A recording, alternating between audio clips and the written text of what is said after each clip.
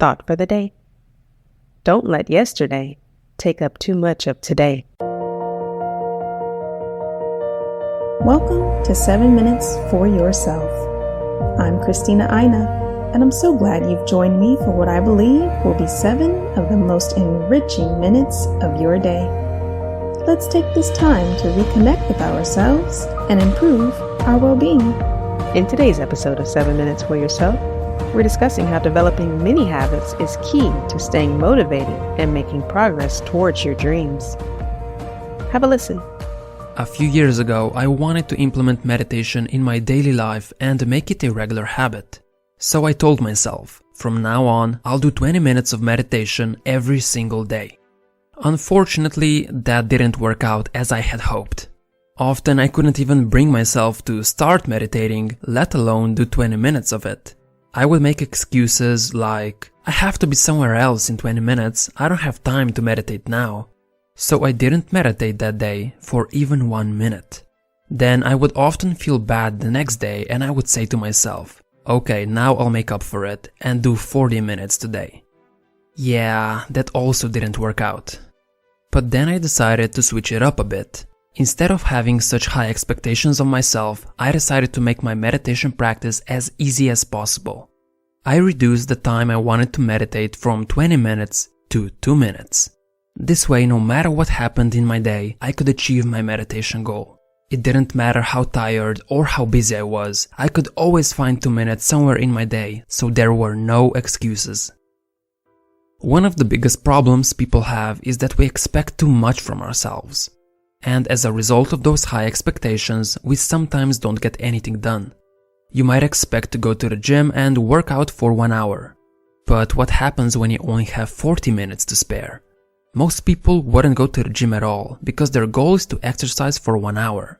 So instead of getting 40 minutes of exercise, they settle for 0 minutes instead. Their high expectations are preventing them from doing what they've set out to do.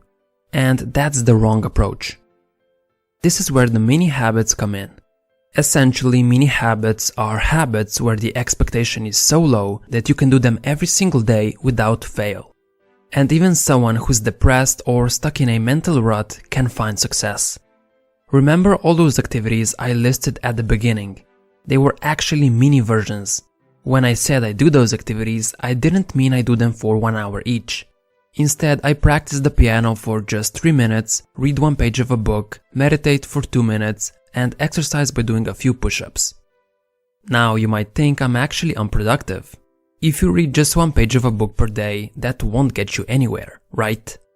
Well, that's not necessarily the case. The reason I have these small habits is because they allow me to get everything done over a longer period of time, and I create habits that actually stick. Years ago, when I was struggling with my meditation practice, turning it to a mini version made all the difference. Since the expectation was so low, I had no problem starting the habit. And what happened as a result is that when I did the habit for those 2 minutes, I would often do a little more afterwards. So ultimately, what ended up happening is I would sometimes do 20 minutes of meditation even if the goal was just 2 minutes. That's why mini habits work so well. If you don't feel like doing the habit that day or if you're low on time, you just do the mini version. This way you still get something done and there's no guilt afterwards. But often you will find that the mini version expands into a longer version. On some days your motivation will be high and you'll keep on going for much longer. So no, if you have mini habits, it doesn't mean you're unproductive. While my expectation might be to read 1 page of a book, I often read for 30 minutes or more. Same with all my other habits. I'm sure you heard of Newton's first law before. Objects in motion tend to stay in motion. Objects at rest tend to stay at rest.